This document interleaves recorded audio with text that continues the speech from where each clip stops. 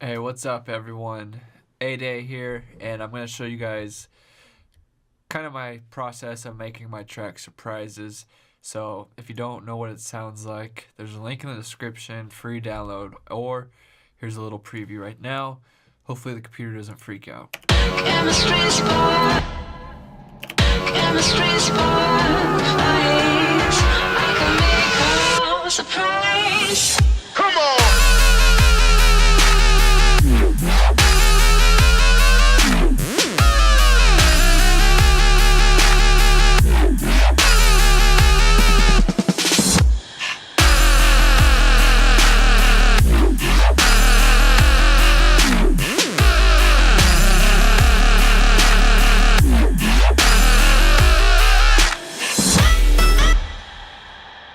Alright, so the mastering I had to delete because my computer was freaking out, so I'm glad it's working now and not all crackly.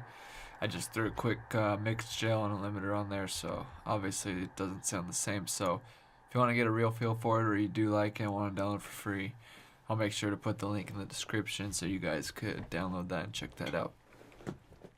So the way I started this, because I knew I was going to be like a trappy hybrid type song, I started with the drums. Now the kick's not part of our sample pack, but these snares are part of our sample pack. It is part of the drum kit 100. Again, I will try to link that down in the description so you guys can check that out. Pretty cheap, and if you're on our email list, you guys have a discount code, so even cheaper. And I've been using a lot of the samples in my stuff, and as I've been organizing my samples and deleting more sample packs like of other creators and all the bad sounds, these start coming up more often in my productions because I do like, I like the quality of them. So the drums, this is what I started with, and the snare that I used,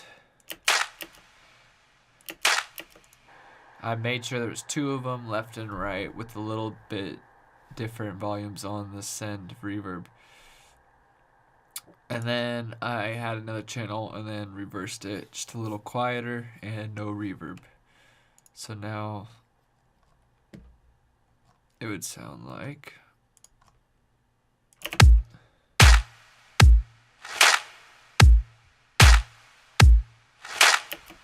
And I like how that kick, boom, boom, makes that first snare more impactful, and then it's different snare because it's a little lighter, not the kick layered, and then boom.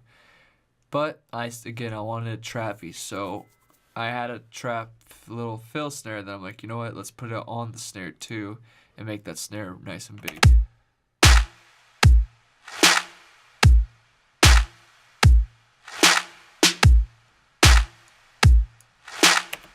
And that's basically the drums. I wanted to keep it just big, impactful, and then keep that driving the beat, so I didn't want it to change too much. And then I just have like the snare fills and stuff, which is a loop chopped up.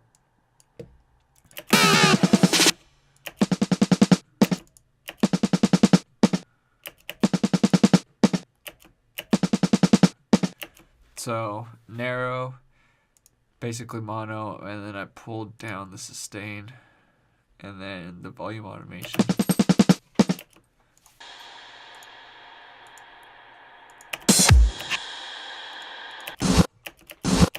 And this was, I'm pretty sure, from this loop. Yeah, I'm pretty sure it's from this loop. And then I just doubled it and reversed it. And then I have the snares. So when you add that all together, it adds a lot to it. And as well as we have the panning of the snare. Now if you go down to the cymbals, it's not much, they're just there to keep the energy flowing.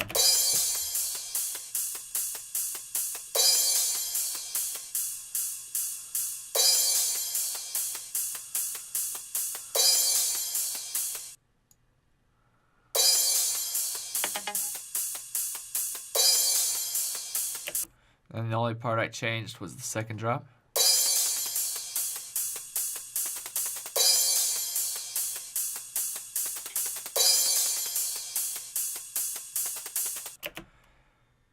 So just little changes like that in the intro was super simple. Keeps the track interesting and not just like, the same thing over and over again, but it kind of is the same thing over and over again. That's the tricky thing about electronic music. You got to make something over and over again not sound like something over and over again, or if they know it's something over and over again, you need to make it so it's doesn't get boring. And you could do that with all these subtle little changes that they may not pick up until a couple listen through, and sometimes they don't. If you're just not trained to listen to it, they really won't care or notice about the changes, but they still love the song.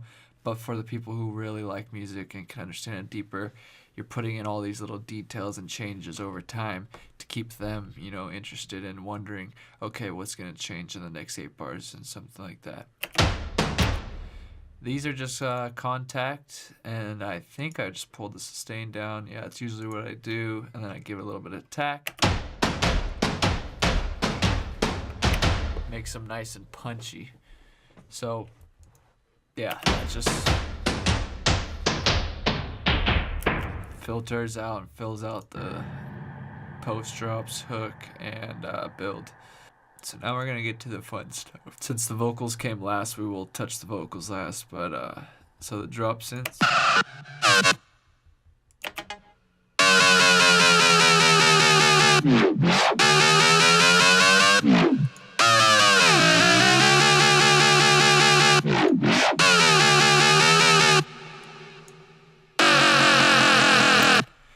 So this is all audio, but this was the same synth as this. Just an octave down, and then I had to shape it just a little bit to make it sound good at an octave down.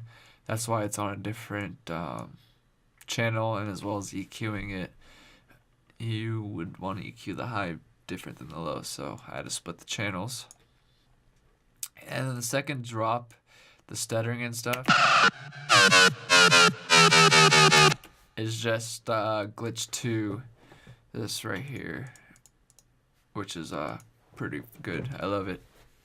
It's a good way to keep the same thing over and over again different by editing it, because if you look at it, it's basically the same thing, just edited differently, and it keeps it interesting, but that normal flow is still there, and they could enjoy it still and not be like, is this a new song? What is this? It doesn't make sense to the story of the song. You kind of want that story tied together and that theme going, and that's how I do that. So yeah, these were all Serum, I'm pretty sure, and then you just process them and then bounce them out to audio, and then that way you could get more detailed, do the little channels turn off and on. It's easier after they're already in audio, and then obviously your CPU will be better too. Subs were basically the same thing. I put the channels down. The hip hop sub is following the movements of that one, and then the growl, because I have it, I wanted to do the pitch bending I had of the growl, so I did it on a separate sub channel. That's usually what I do. I try to get away with as least amount of sub channels as possible, or if I could get it built into the preset channel, split it and group it, and it could sound good. I'd rather do that than, hoping that they line up and all that stuff. So I try to keep my subs as simple as possible, and that way it's more consistent than a bunch of different subs trying to sound like one sub. It's hard to do that, so yeah. That's why I have that one sub. I know this hip-hop sub in Ableton, it's gonna sound good. And then the growl, I wanted it to the pitch, so I separated that because I needed it to make it sound good. Now these are just little stuff I add to keep the people interested, so. Come on!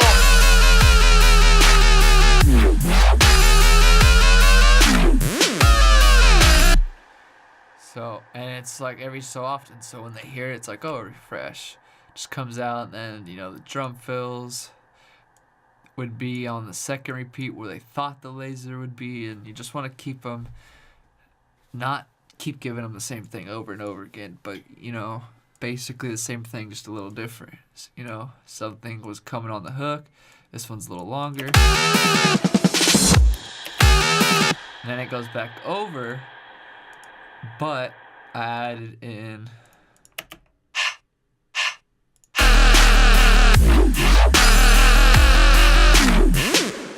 so that gave it some more bounce now and more exciting. There's new elements coming in. And then just white noise, guys.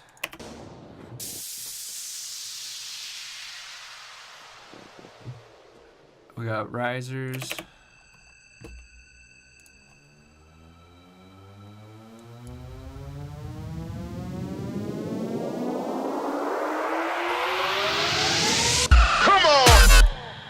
And this is just contact, rise and hit, the library.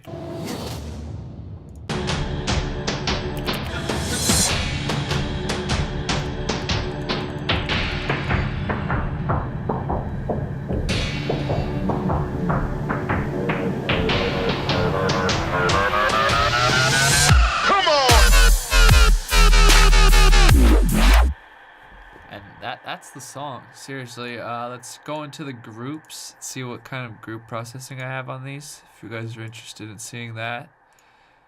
I do have my sends all routed to this so that I could process the sends. This is like an old way of me doing it. I kind of do it a little differently now, but you guys will see that in future videos when we cover more recent songs. We're still going over some of my older songs that did pretty good. So let's go into these groups. EQing, nothing. The main vocals has Isotope, probably Imager, and Nectar with de-esser compressor, auto filtering, rhythmic vocals, just reverb, which are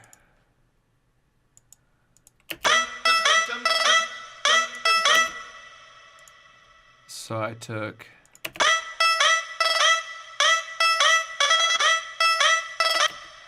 and you know, I could have just used that as is and called it a day, but I really wanted to make it exciting and layered, give it something deeper, and then I cut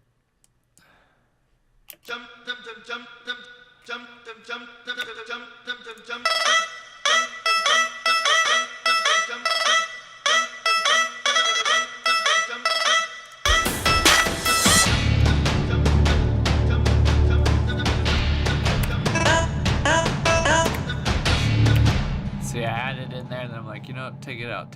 Sounds better when it gets minimal. Laser, EQ, it's just massive. Sub, yeah, this is when I was weird and started doubling everything. It's really not necessary, but, you know, the song came out pretty cool, so I guess for the song it was necessary. Drop synths, so I have my chain, dynamic, I keep on saying izone, but it's isotope. Which isotope, ozone. And it's just a compressor, multi-band, have it set up. Then I have my cymbals, you know, sidechain to the drums, and some EQing, so they sit behind the drums. Got my reverse cymbals, snare fill, which I showed you guys, pulled the sustain down, made them a little sharper. Same with the contact drums. My main drums up here, just a little bit on the low end rolled off, and picked out some parts that were, you know, just didn't sound good for that. It was interfering and you could hear them. Wasn't sounding smooth. Got some auto filtering and the drum full parallel. I like to use this a lot. It's great for the drums. Now my intro synths, I could show you. It's I think these are all arpeggiators, most of them. Okay, so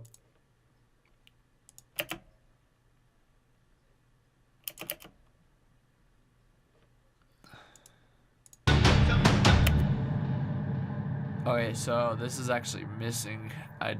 My reactor's not picking it up. So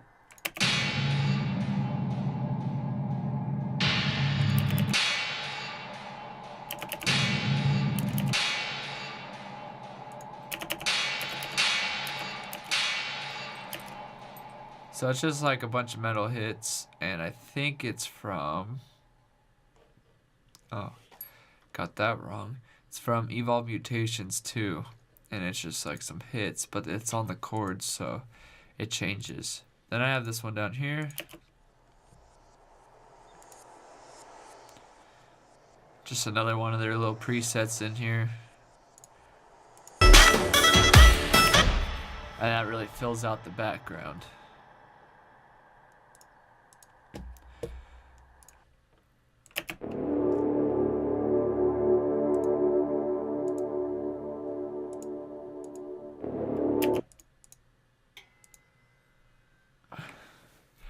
So it's a cello layered with bass guitar, and then a bunch of reverb, amp, EQ, same thing, and reverb with some more EQing, which it changes, and then sidechain it with the drums.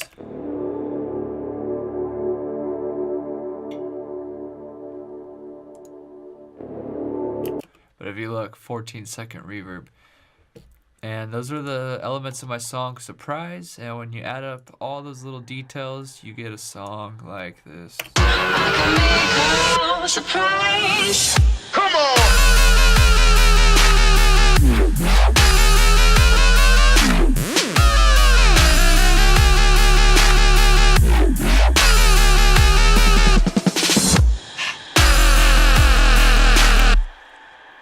So thanks for watching. This is my track walkthrough of my song Surprises, and I hope this has helped you improve your skills, and I hope you enjoyed seeing inside my workflow.